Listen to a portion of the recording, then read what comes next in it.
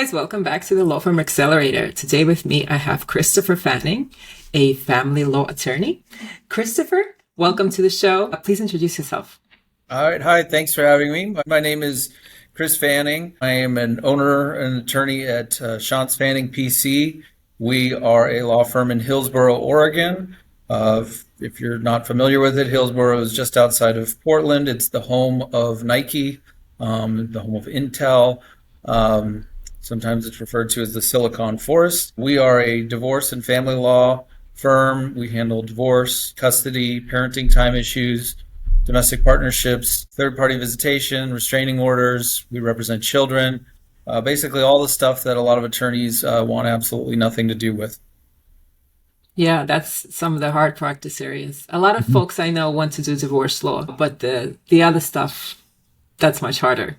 Sure. Is it emotionally hard to represent children or all these? It can be. I try to do my best to detach myself from it. Kind of a mantra I have is, I didn't set these people up into this situation. I'm just going to do the best I can to get them out of it or make it as good for them as I possibly can.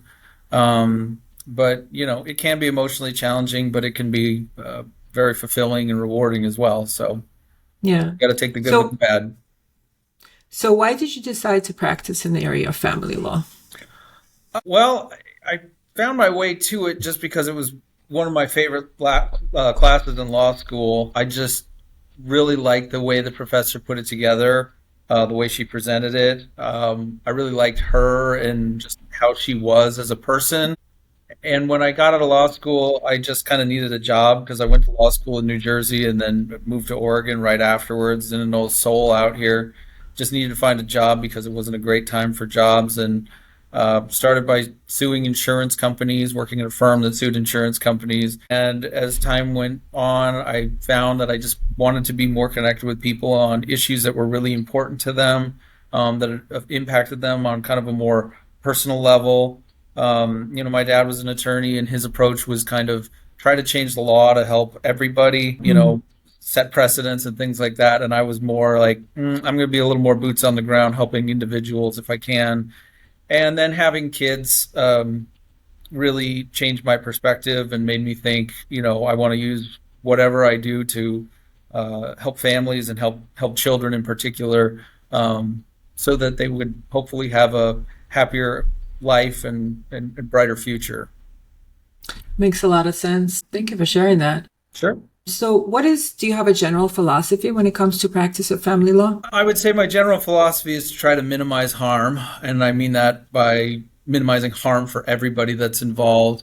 Divorce and family law situations, they're already stressful enough for everybody involved. So I want to try to minimize that if I can. Part of this is I have to live with these people in the world, and I want there to be fewer people that are bitter or upset or unhappy or things like that. So I'm trying to minimize that for everybody, but for my clients in particular, I'm trying to help them understand that while this isn't pleasant, it's not the end of the world. It's more of a opportunity to kind of start over and try something new. And, just because it's happening and it's different, it's a change, that doesn't mean it has to be a bad thing. So I try to help them understand that so that they can move forward and enjoy their time after their divorce or their family law case has ended. Makes a lot of sense. What would you say is your ideal client and why? Yeah, well, we've had a lot of talks about this, and the phrase that we've come up with is somebody that has emotional maturity. So I would say somebody that's willing to listen, somebody that's willing to understand what we're telling them and not get caught up in things that may or may not have any impact on their case. A lot of the things, particularly when we're dealing with children, can be really impacted by a client's actions. All we can really do is control their actions. We can't control the other side.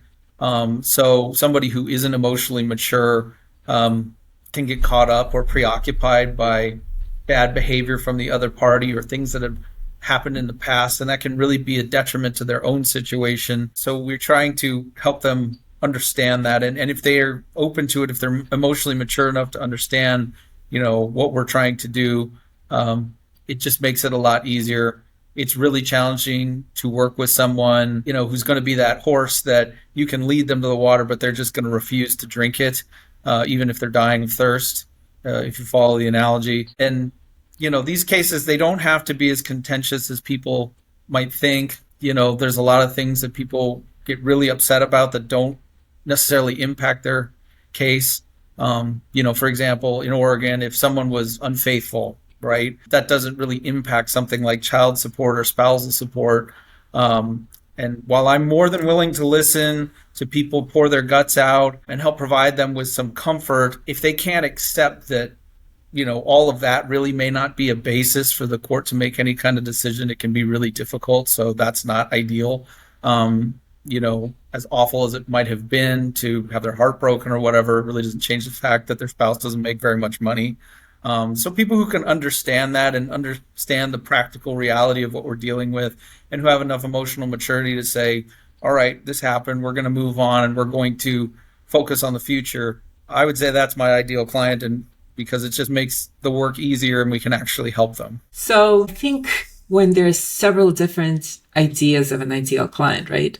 For a lawyer, for a business owner, it might be a certain personality type. But when we talk about ideal client in marketing, what we are really looking at is specific profile. And it could be gender, it could be age, it could be income group, it could be a type of case, for instance. It could be any of those things. And by defining your ideal client, what you can do is you can actually tailor all of your marketing to that specific gender, age, type of case, whatever. And it's funny because you gave me this answer, and this is an answer I would say about 50% of lawyers give me. When I ask about ideal client, they talk about the kind of client that they want to work with, but not necessarily the kind of client that they're trying to market to, right? Because it's really hard to market to just emotionally mature people. Yeah. You may end up picking out from that specific demographic just the emotionally mature people to work with. But it's good to have a specific demographic in mind when you do any marketing material. So is there a specific ideal client from the marketing point of view that you say you go after in your marketing? Well, I would say I try to go after the emotionally mature people by, making my marketing material consistent with what I think and how I approach cases. We were talking about this before we got started with the post about being a bulldog attorney, and I wrote this post about, if you want a bulldog attorney, you're probably not going to want to work with me, basically, because I'm not going to just bark at trash cans for the sake of barking at trash cans. I'm going to do what I think actually helps you, and I'm going to give you advice based on what helps you. And my hope with that was people would read this, and if they were going to come in and say, I want somebody that's just going to fight over every penny just because they would be deterred. And maybe that's not the best strategy, but I guess our marketing is a little more focused on allowing us to have a quality of life as well as making money, because it can be a very difficult line of work. And, I don't really want to get bogged down too much by, just want to fight, who can't see the bigger picture about what's going to happen to their family if they just want to fight about everything. It's part of trying to maintain a reputation, I guess, for us, that, we're not going to be the people that are going to be barking at trash cans. We're going to be the people that are trying to help people with their problems.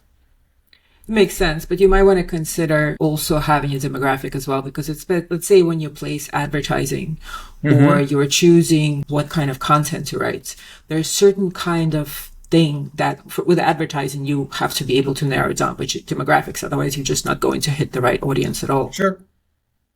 When you're writing content, if you know your specific demographic, then you can write content that's more tailored to those specific folks. And then you can always make choices as to who you do and don't work with. And certainly I hear you about not wanting to have super confrontational clients or clients who demand confrontation. I do the same, by the way, in my agency. If I can't have a glass of wine, I don't drink beer. If I can't have a glass of wine with you, I can't work with you. That's my life rule. So something to think about in the future. Yeah.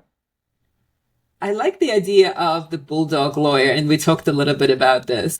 And so overall, this is a podcast about marketing. And I know that you've shared before we started some of your marketing strategies. So I'd love for you to discuss for our listeners, what are some of the marketing strategies that have worked well for marketing your firm? And what would you say kind of gave you the best bang for the buck so far? I would say our kind of bread and butter has been, at least for me, ever since I kind of took over, would be relying on Google reviews. We have a system for pursuing Google reviews. We have a strategy for making sure that we get positive Google reviews.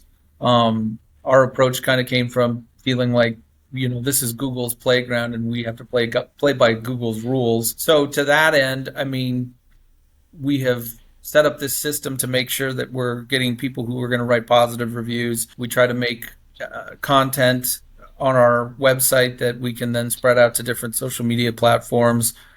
So people will know that we're here and it'll hopefully bump us to the top of Google. I think it all comes down, particularly in this area, the biggest thing to me anyway, is having a good reputation, having people spread the word for us because we did good work for them, either by posting on Google Review, Business Profile, or posting on, I had someone the other day that said they found us on Nextdoor because a former client saw that they were looking for an attorney on Nextdoor and they said, you should talk to my old attorney. They were great. I'm just a big believer in doing and not just saying.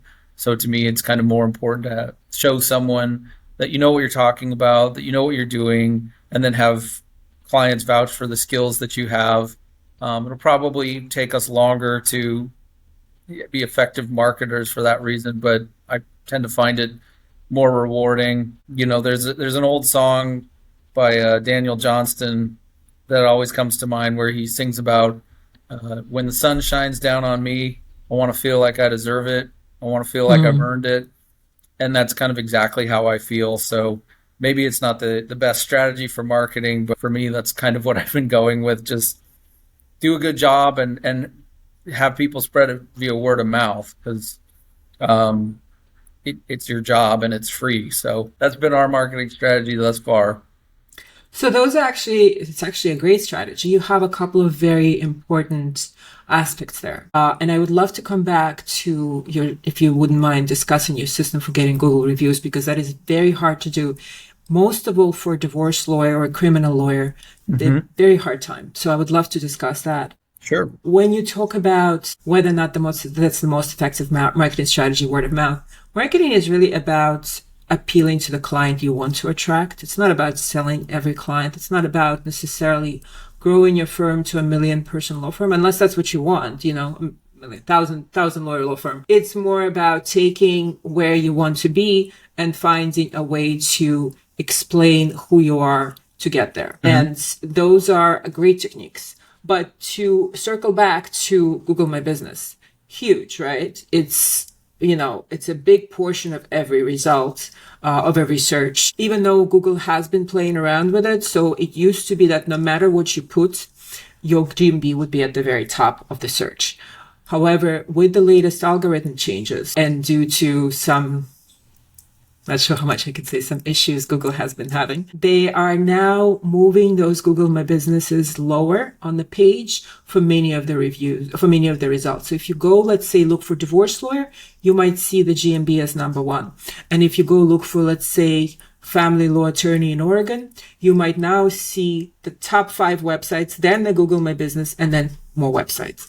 And that's been happening for well over a year. And what they're doing now with it is they're pushing a lot of things like Justia, Avo, individual lawyer websites. So lawyer aggregator sites and individual sites. And so that means that website has become a much more important part of the strategy, and just be aware of the fact that the GMB is getting pushed down in a lot of searches. Yeah. Having said that, it is still incredibly important to get a lot of good reviews. Could you please share with me your system? Because I would love to use it for several of my clients of how you get good reviews as a family law attorney. Yeah, well, essentially what we do is, we try to be really mindful about where we are in a case and what our relationship with the client is like. The kind of default thing that we follow is at the end of a case, we have a closing call with our client where, we say, we don't think there's anything left that you need us to do, and, make sure that they're not expecting us to do anything. And then at the end of it, kind of ask them to tell us, well, how do you think we did? And if they tell us, you were great and you were awesome and I love you and, I want you to be the godfather of my children or whatever, whatever nice it was. If they say something nice, we say, well, we're a small business. We could really use your help. Do you mind if we send you some links to do either Google or Yelp or whatever? And the last person I talked to said, send me a link for every single thing and I will write you a new review for every single thing. So that's generally the process. They don't always follow up right away. So we do have a kind of follow-up system in place where, somebody from our office will email them. I think it's either a week after and then 2 weeks after. I don't remember exactly the time frame, but there's a structure of when they follow up. And at a certain point, we kind of say, well, this is going to be our last attempt. And either they're going to write a review or they're not. We don't always follow that structure. For example, I just wrapped up a trial. We're still waiting for the decision from the judge, but the client was so happy and was just like, you were amazing. I was telling my girlfriend how great you are. I'm like, well, you want to write a review? And he said, absolutely. So we sent him the links. Still hasn't written a review, but, we'll see how he feels after the result comes out. But, and really, it's just kind of, selecting people who we think would write good reviews for us. And fortunately, that's the overwhelming majority of people who we represent. Some people don't want to do it for privacy reasons and things like that, and we respect that. But, and not everybody writes a review. For every, 15 of them that you send out, you might get one, but... Yes. Good, really great strategies there. Thank you for sharing that. Sure. I think a lot of folks have trouble with following up for reviews. They don't want to sound too pushy, or maybe they just get, busy, or they don't have a system, but you have to have a system for those reviews. Those reviews make a big difference. I follow up for my reviews too. Yeah. Another good strategy is if you speak with somebody and you give them free advice and they're not going to be a client, is to say, hey, I hope you found this conversation helpful. I do this all the time, but I only work with lawyers, but everybody wants advice. Sure. And, I say, hey, I hope you find this conversation helpful. Would you mind leaving me a review? Small business just like you are. And it really helps to have real folks leave you reviews that are, talk about real experiences. Yeah. So, okay. So let's talk a little bit about your role at your law firm. Could you elaborate on how you went from being multi-partners to being in a leadership role? And how has that adjustment been for you in terms of, work-life balance and just changing your firm around? Sure. Well, we've had what I hope for other people's sake is a unique set of circumstances. So I was made a partner at the firm, I can't even remember, a few years ago, 3 years ago, maybe. Maybe we're going on 4. I don't really remember. But when I was made a partner or shareholder or whatever, there were 3 partners. And about a month into me being a partner, the kind of middle partner, the junior partner, I guess you might call her, announced that she was going to move out of state. So that was a dramatic shift. And shortly after that, my mentor and the firm's founder and my very good friend Laura, she had a personal tragedy that required her to take time away from work. So kind of by default, because she was leaving and the middle partner was leaving and Laura needed to take some time off, it kind of fell on my shoulders, and I felt like there was an obligation that I had to our team, the people that I work with, and to my mentor and very good friend to try to help carry things forward. And then unfortunately, a few months after Laura came back from dealing with her personal tragedy, she was dealt another very serious blow in the form of a, basically life-threatening medical diagnosis that forced her into retirement. So I remember it was actually my birthday when she called me and said, hey, this is happening. I have to go. And, it was kind of like being thrown into the fire, but fortunately I had a really great team. I still have a really great team. I had a great mentor, and I think, frankly, that I had a good background in understanding what it was like to be, an employee, for lack of a better word. I had worked at grocery stores. I had worked at newspapers. I had never really been the boss. I had always been kind of a worker bee, as it were. So I think that helped me kind of appreciate where the other people in our team were coming from. That, and I had been somewhat instrumental in helping set up some of the systems for how we did things, or at least how I did things. So the transition was tough, but I would say that it was probably more tough emotionally just because I was upset about what was going on with Laura more than worrying about work, and work-life balance. Again, having a really great team and good systems and being organized and all that. It was a lot of work, but we were able to kind of just keep on doing what we were doing, just doing it a little bit faster. And so it was a tough transition, but like I said, I think it was probably more emotionally difficult than, taxing as far as work goes, because we had good systems. I had great training from my mentor, so I was ready. So unfortunately, these things do happen. I speak with lawyers all the time who tell me a partner left or a tragedy happened, or, you know what I mean? These things happen. And when you have a small business, you don't have that many people. You have, people wearing multiple hats, and you're unfortunately not alone in this kind of being forced into a transition. Yeah. Having good systems is everything, because, if you don't, that becomes a disaster. As an agency owner, I also very, very, everything has to be super organized, because, if one of my people is out for 6 months on maternity leave, guess what? Somebody's got to pick up the slack, and right. She left on maternity leave without giving you notice because she had an emergency C-section. Sure. So, it's like, what are you going to do?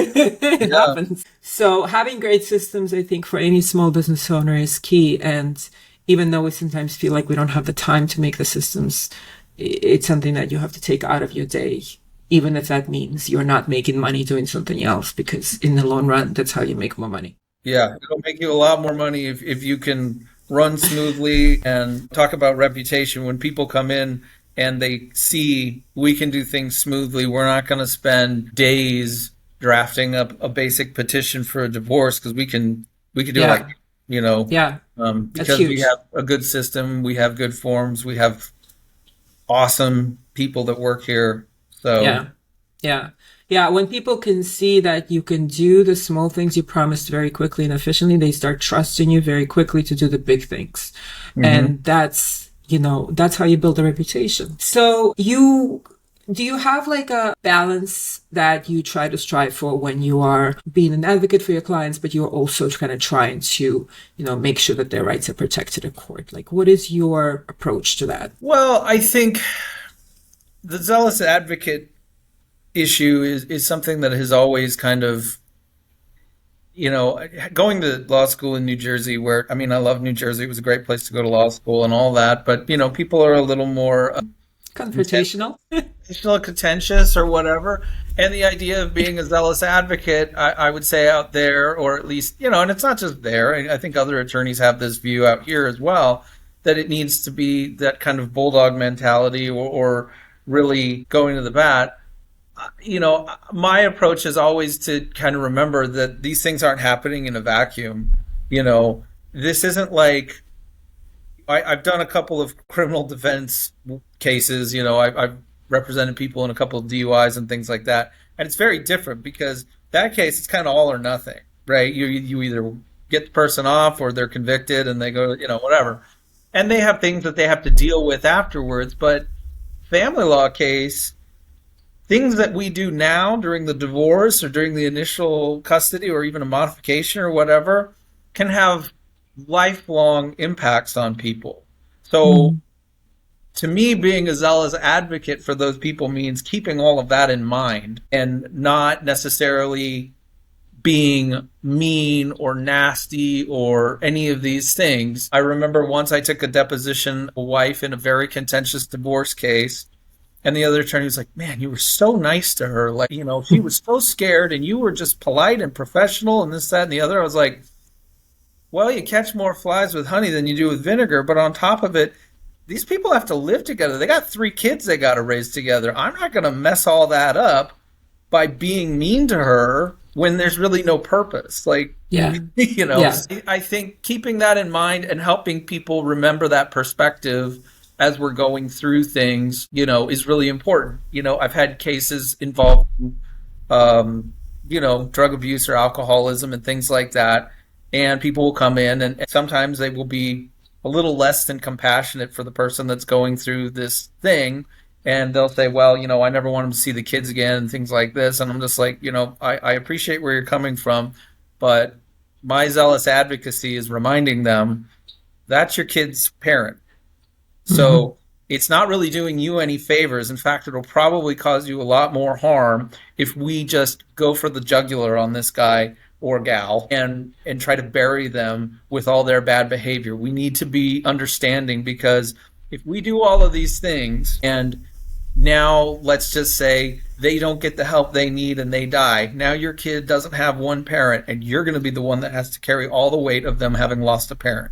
So I try to keep all of that in mind, have a practical approach, and also understand that these things don't happen in a vacuum, that there are lifelong impacts that can come from it. And, emotionally mature people and even emotionally immature people do seem to understand that. So it's a fine balance, because you don't want to give up the farm, but at the same time, it's a little more of a long game approach than, sometimes we get criminal defense attorneys who try to walk into family law, and bless their heart, that's all well and they come in and they have this mindset of you have to win. And this isn't a win or lose game. This is we're going to do the best we can. We're going to do what's equitable. But, some of these things, people have to live with for years, and you're not really being an advocate for them if you set them up for a really crappy future.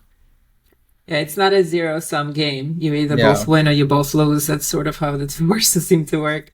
Mm-hmm. So are there any kind of emergent trends you're seeing in family law practice? Maybe with technology, it sounds like you're very, very organized, maybe some systems. Share what's going on. Share what's...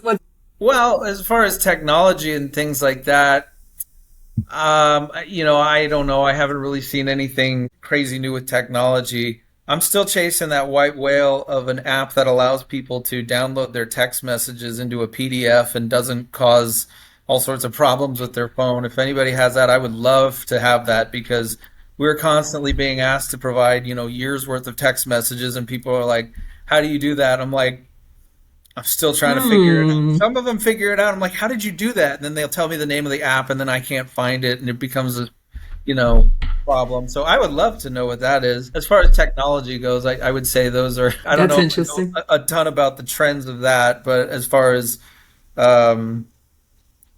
sociological or anthropological or whatever you want to say, there are trends, and I would say that at least for the last couple of years, it seems like the biggest trend has been the use of the word narcissist, but Yeah, everybody's a narcissist these days. Yes, they are.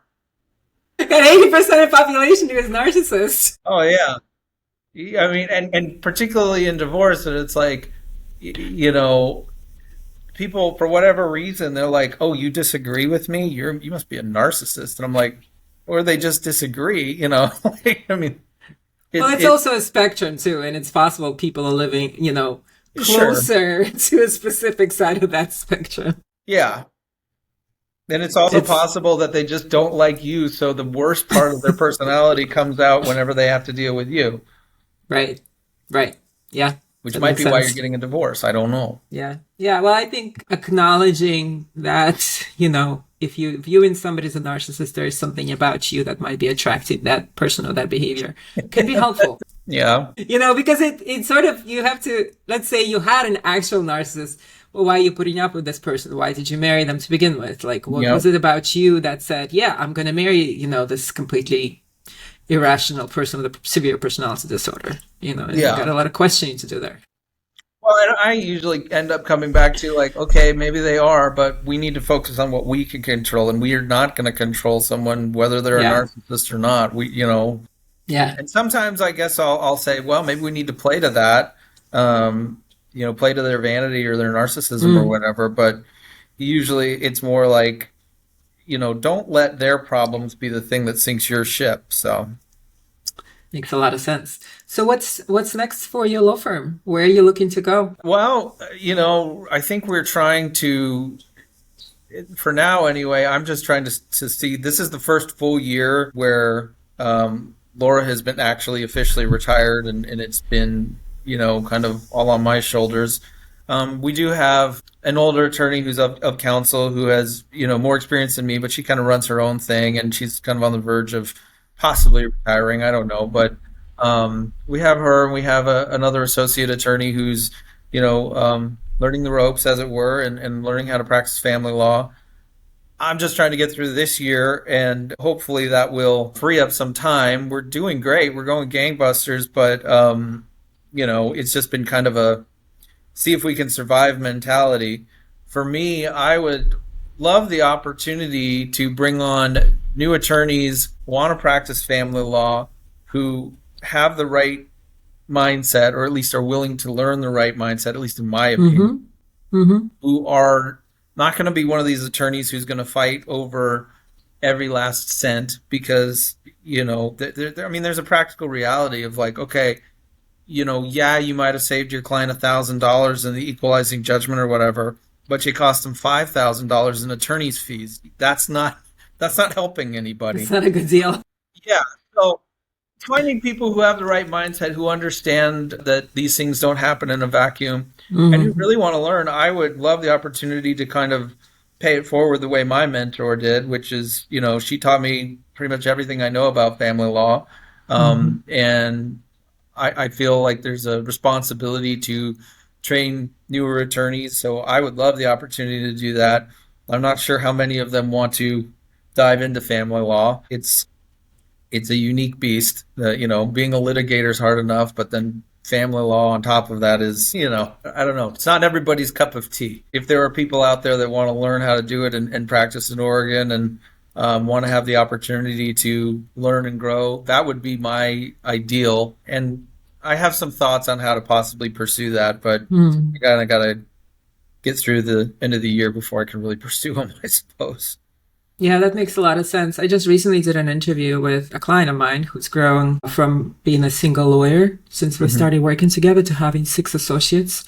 And he shared some really useful information about how he hires people. And the gist of it is he goes on social media, he connects with them via LinkedIn, he has conversations with them, he'll give them a call. Even if they may be working for somebody, it's basically just a conversation, an introduction, and maybe he will ask them, if they're looking for somebody, he will ask them to see if they have a friend recommendation. And you sort of, you're not necessarily looking to steal anybody, but you kind of just put the word out there to lawyers who are in the bracket that you want to hire via personal contact. And, hopefully you get some good leads out of that. Even once in a while, he says it'll be the person he actually spoke with, who was employed, who, would like a different job. And I think for him, what works is he's very clear and very transparent, just like you are, about the kind of law he practices, about the kind of practice he runs, about his values. And putting that out there allows, via personal means, allows those folks who align to come to him. And he's been doing very, very well with it, 5 lawyers in 2 years. So yeah, it's a method that works. That might be a lot of people for me to mentor, but I mean, I love the idea. Well, with a little more reach out and yeah, I mean, it was the same concept. I just, I've thought about it. I haven't put plan in place just yet, but I'm sure you will develop a system before you get started. And you will perfect that system. Christopher, it was so great chatting with you. Thank you so much for joining me today. Do you have any last words of wisdom for the family law attorneys out there? Last words of wisdom, I would say, I don't know. It always comes back to try to minimize harm, make sure you know what you're doing. It's all well and good to write on your website or whatever that you want to help people through hard times. Make sure you're actually doing help and not doing harm. Beautiful. And you're right. All right, guys. I will thank you for joining us today. Christopher, stick around to finish the upload. Sure, no problem.